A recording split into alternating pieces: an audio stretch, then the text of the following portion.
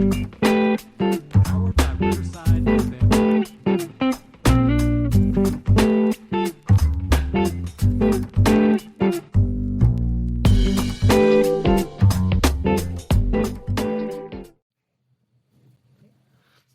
to our first ever Let's Talk About a Grosse Ile podcast. I'm Bryan Friel, the Communications Administrator here at Grosse Ile Township.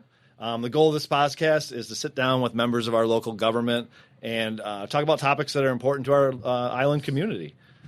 Today, we welcome two members of our Community Recreation Commission. We have our chairman, Chad Novak. Hello. And our commission secretary, Wendy Kearney. Hello. Welcome, guys. How's it all going? Good, Bryan. Thanks for giving up some time today to sit down with me and talk about probably the biggest event we have here on Grosse Ile, Islandfest. Yes. All right. We are happy to be here to discuss Islandfest. So, give us an overview of Islandfest, a little bit of the history of Islandfest, and the purpose of why we have Islandfest. The history started at Westcroft Gardens. It was the Azalea Festival in 1984. Denise DeBosse, she was the seventh generation. Most of you know Westcroft Gardens on West River. It's one of the oldest family-owned farms in the state, if not the country. And then it moved up to Macomb Street when it outgrew that. And then in 1999, they brought the festival down here to the airport when John Rathall was running it. I myself have been running it for the past 13, 14 years, and Wendy's been involved immensely with it. Oh, and first off, I'd like to congratulate Wendy, Citizen of the Year. Oh, congratulations, Wendy. Yeah, congratulations for 2025. Thank you. And the purpose is to... For Islandfest? Yeah. I mean, really to bring the community together. You know, Yeah. it's a great event that everybody comes together and we have different festivities, carnival, bands, food, all that good stuff, just for all of us to just socialize. And when it started out, they had little things like the maypole dance, which is before my time. Yeah, I think well, it's for kids running around the Yeah, I remember the Maypole because I lived off of Church Road. Oh, So nice. I used to go through the woods to Westcroft Gardens all the time. And then when it moved down here to the airport, they had things like donkey races and different things like that. So it's really evolved over the years. Like I said, in 1999, when it was down here, it was just, well, let's say when it was on Macomb Street, it was, would you say, like one ride? And, Yeah, I remember as a kid, there was the ride in the bank parking lot. And, I mean, it was still a great event. I mean, it was a great event. Obviously you could go into our local businesses and, purchase things and just, again, everybody coming together, but bringing it down to the airport. Right. It gives us a lot more flexibility. It did outgrow Macomb Street. I mean, there was a point where we were like plugging in rides and bouncy houses into the side of the bank building, things like that. So it did. I mean, there's still some a little bit of conflict with business owners with not being down there. But like I said, it has overgrown. It's did its time down there, and now it's at the airport. We do host our parade on Saturday morning, and this year will be Saturday, May 31st at 10 a.m. Mm-hmm. We have a lot of parade people lined up already. I saw the applications today, so we're excited about that. And then hopefully there'll be business and restaurant sponsorships all weekend long, Islandfest things up and down Macomb Street that weekend. So. Excellent. I know GITV will be there to film the parade this year. Yay. What can attendees expect from this year's event? Well, we tried the drone show last year, which was better for the environment and veterans and pets, but we decided to go back with fireworks.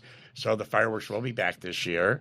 Mm-hmm. We have a great band lineup. If you go to GrosseIleIslandfest.com, all the band lineups are there. We have a lot of food vendors. We have the exhibitors inside the hangar, which is, I talked to a new vendor this year, and he thought it was all outside. I says, no, you're in a 40,000 square foot airplane hangar, so you're out of the elements if there's any kind of rain, which there won't be because I've already done my anti-rain ban. So, and then the rides, obviously, every year we move them closer and closer to the hangar. I know parents are really...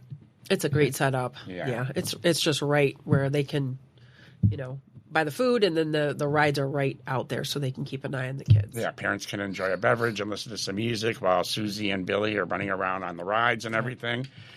You can buy your wristbands in advance this year. Like I said, if you go to GrosseIleIslandfest.com, the Skirbick Family Carnival link is there. There's a QR code. You can read that and pre-purchase. And yes, contrary to bridge situations, which we'll get to in a minute, there will be carnival rides. So come on down. Do you have any memorable, stories or experiences from past events you'd like to share? And now let's keep it, Family friendly. Family friendly here. I'm sure there's been some experiences, but well, like I said, the drone shows were unique. In the past few years, Max Flight brings in the helicopter rides, which are an additional $35 or $40 per person. They take you up for a few minutes, fly you around, and so helicopter rides are very memorable. What would you like to talk about the past? Well, I would, as far as memorable, I know you mentioned you've already done your anti-rain dance, which is great, but I remember having Fast Track here and it pouring, and we were standing in water trying to still give our rides out. That was Fast Track was.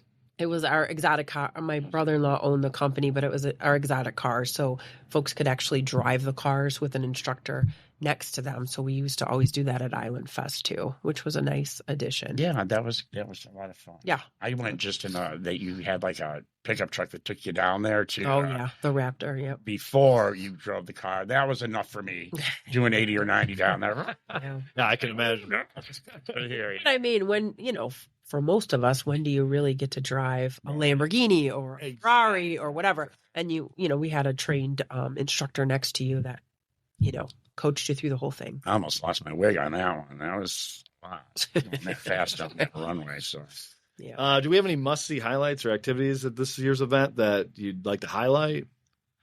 I would say the VIP area is always a lot of fun. It's Saturday night. You can purchase tickets at GrosseIleIslandfest.com.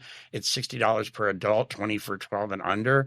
It's catered from the Tipsy Fish restaurant. Am I supposed to be looking at you? You can look at it. And you get special seating. It includes beer and wine and soft drinks for the kids.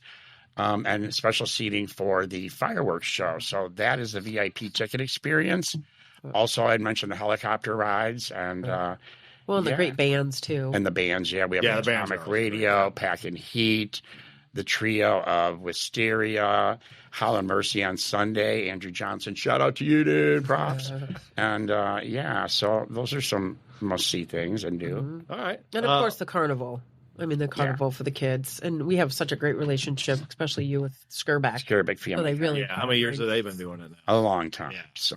Yeah, they do a great job. Behind the scenes, what goes into organizing such a large event like this? A lot of hair pulling, sweat, tears, a little bit of blood. I mean, I always have that picture. I mean, holding my hair. It's. I always say it's a very small group doing very big things. Most of the rec commission is involved, as is Kiwanis, with helping set up everything from the pipe and drape into the hangar to. I know you and I are down there Wednesday morning chalking it out for the vendors. And Builders Club. So Builders Club through Kiwanis, the middle school kids come out and help us set up. And very nice. Help us come clean up as well. So we're always looking for volunteers. And if you go to that GrosseIleIslandfest.com website, there is a link. What's it called that we use? Sign Up Genius. Sign Up Genius. We still have spots open if you want to be at the info booth with a positive, happy, smiley face. The info booth. Make sure you sign up for that. I know we always need volunteers. I know I've been out there hanging up curtains during work and stuff. You have. What are some challenges you face with planning this event? I know this year may just be its own with the bridge closure, but over the years, what are some challenges you usually meet? COVID was a big one. That was the only time we ever canceled Island Fest was one year during COVID. Yeah. And then when we were coming out of COVID, we did have a festival. Is that the year we didn't have? I mean, we have gone with 2 Island Fest. We did the blow-ups. We had the blow-up. Yeah, we had bounty houses and stuff. Which was still a great. But we had the bridge issue then because we couldn't get the rides across the toll bridge and the county bridge was closed. Yeah.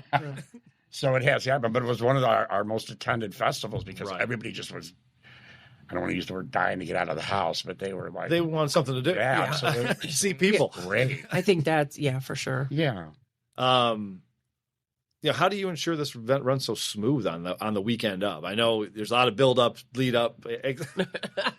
Besides praying, I understand. It's like I said, it's a small group doing a lot. Everybody seems to fall into what they need to do, and there'll always be glitches no matter what. With any that's kind of everything. event, you know. But we're one of the first festivals of the season that kicks off. You know, I know our sister communities, a lot of them come over and attend it. So, it's just fingers crossed, a little bit of praying, a lot of positive energy, and that anti-rain dance. Of course. I'll help you out. What do you hope people take away from this event? Being part of the community. Yeah, lots of fun. Just spending time with friends and meeting meeting new people, maybe, that you've never met before. Yeah, or that you haven't seen in years and years. Islandfest does bring everybody from all walks of life to this event. And I think that something that stood out to me a couple of years ago were there were two little kids that came up, and Shannon, shout out to you, and it was your kids that came up and said, "Mr. Chad, thank you so much for what you do." Oh. So for all the complaining and the negativity that we get from what I call the keyboard warriors that are out there, that's what makes it is the little kids that come up and say, "Miss Wendy, Mr. Chad, thank you so much for doing this," and that makes all the blood, sweat, and tears worth. I have our poster hanging at school store because I run school store at the middle school on Tuesdays and Thursdays, and I've had kids come out and X amount of days till Islandfest. I can't wait to Islandfest. Are we having rides? So I mean, they're excited and they're counting down the days. You have Gravitron. You have this. Oh yeah, that too. What rides are coming? And I'm like, last year, I think it was Wednesday or Thursday of the event. We're out here setting up in the front parking lot of the hangar, and a school bus went down, and all their windows were down, and the kids are going Islandfest, and it was really cool. And that you just stop and you soak all that in here, like this is what it's about: community involvement, appreciation. Absolutely. It's awesome. So what's the lasting impact of this event? I mean, just that community and the smiles you put on those kids' faces? Yeah, the community appreciation. And I think people need to understand that with the carnival and the fireworks company and stuff, we have contracts that go for 3 to 4 years with these companies. If you sign up with the fireworks company for so many years, you get a certain percentage of more product. That being said, the money spent on this year's fireworks, I got a call 2 months ago. Because of the new tariffs, they added an additional $5,000 because 97% of our product comes from China. Yeah, but we're going to keep this happy and upbeat. So soak up the cost, and we're going to have a killer show. We always have and I mean, the fireworks show is always amazing. I think it's one of the best fireworks shows. Yeah, that's what you see downriver. There's no doubt about it. So, and again, I think because of the relationship Chad has with the fireworks, they do more, and they really make sure that we have a great show. So. And then we want to thank our sponsors, too. I mean, sponsorships are what run this event, like so many events in so many different communities. People like I said, Max Flight Helicopters, Kroger, different. Even if it's buying a $250 sponsorship or a $2,000 sponsorship, I mean, that is what finances this, And, years ago, they were getting a nice hefty chunk from the township to throw this event, and then funding was cut a few years ago. So you have to think outside the box on what you can offer. And that's where the VIP section kind of came into play. The beverage tent, the carnival, everything is what makes it to have some money rolled over for the next year when you're dropping $5,000 on porta potties. Exactly. So thank you to all the sponsors. Yay. Thanks, sponsors. Yes, thank you. We're on camera too, in case they're not showing that. I know a podcast has a microphone. Well, and as you mentioned too, I mean, that money coming in, some of those bands, if we want the bigger bands, we have to book them pretty much as soon as we get out of this Islandfest. So we need that, funding for deposits and things like that. So I had somebody reach out to me about our fall winter programs. I said, well, let me get through the next couple of weeks and we'll talk about fall and winter. So, you got to get through Islandfest first. Yeah. Focusing on that. Is there a way you gather feedback from attendees, after the event ends? There was a point where one of our commissioners had walked through and asked the vendors and stuff. I think sometimes it's just with the smiles and the critics that give the best information, because you don't want to open up a can of worms. Everybody's going to say, oh, well, we need to come and you need to relay out these vendor booths a certain way, because that electrical only goes one way in that hangar, and we know how it goes. So when we have a couple commissioners, you know who you are coming at you, that they want to do it a certain way. Well, and they usually tell you. I mean, we hear it from the kids, from the adults. Yeah. People share. We're always open for feedback, let it be positive or negative. That's part of the gig with anything. So. Right. Well, and we're always looking to improve. So is there better ways to do it? So. That leads me to the next question. I mean, do you have plans for improvement. Always. Oh, I mean, Always. even though this one hasn't even gone on yet, and you probably already like, Oh, next year I hope we could even add this or do this. Well, and I think we try to like add new things because we don't want it to be a cookie cut event. Right. A cookie cutter event. It needs to I be think like you had like a disco. What was there? A Yep. disco one? Oh, we brought in a camp trailer a few years ago and made a beach out here. And people are going, "Oh, can we come swim?" No, it's literally just a big sand pit that we put a techno tent out we there. had the foam party And The then we foam had party. Yeah, I for the kids. The neon paint party. So, Well, and that's something too. We try to look at everybody that comes like, okay, are we missing something for the younger kids or can we do something, so the hardest demographic is like the 14 to 17-year-olds. Other than riding the rides, they're always thinking, oh, we need something else for them to do. And we tried the foam party, but the little kids appreciated that more than the well, and it was kids, so. originally geared towards the middle school kid. Right. However, the middle school tended to always go to Cedar Point on the Friday of Islandfest.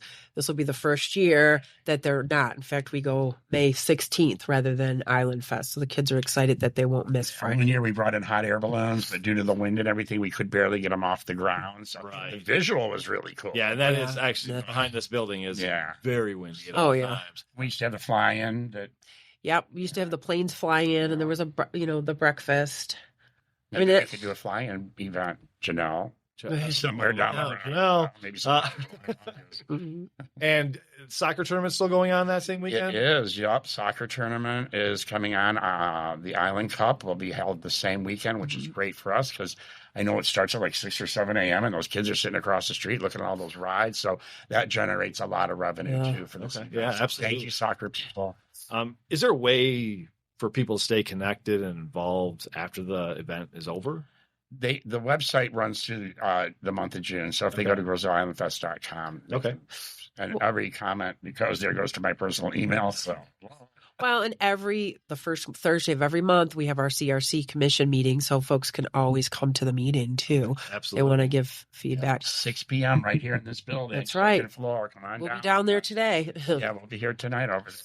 And another thing I just wanted to mention on Sunday, Gyro will be doing their pancake breakfast too. So it's a great way to come out and support, Gyro. So So from a maypole dance to a airport event, I mean, it's grown. So 84. So we're looking at what, 84, 94, what was it, 36 years? I suck at math. Yeah, something like that. I'm in the 40 clerk's years. office, so we don't do math. So we'll be pushing 40 years and hopefully on the 40th anniversary, which might have been last year. I don't know. All right. Well, it was good. Yeah, it was good. Wendy, thanks for coming out to do this. Because Oh, yeah. I know, we're such busy beavers. Absolutely. I want to thank both of you guys for coming out. Thanks, All right. Bryan. Thanks for coming out. Thanks for talking about Island Fest. I know it's something you guys are both incredibly passionate about, and I know this community loves this event. So I'm happy we could get some word out there. About a month out from the start of it. So I just want to say, if there's anybody else that's interested in being a sponsor, we are always happy to. And I'd like to say GrosseIslandFest.com. They have the sponsor applications, the exhibitor vendor applications, and the parade applications. Yeah. So we promote going to that website, or you can call 734-675-2364. Mm-hmm. That's the rec department's number, and Wendy and I will not be there, but somebody will be there. Gail, Zader, Ash. excellent. I'd like to thank Wendy and Chad for joining me today, and all of you for tuning in to Let's Talk About It Grosse Ile on our first ever podcast. Thank you. Nice. Looking Thank you forward for to having more. us. Yeah, absolutely. Thank you. Thanks, Brian. Thank you. Sweet.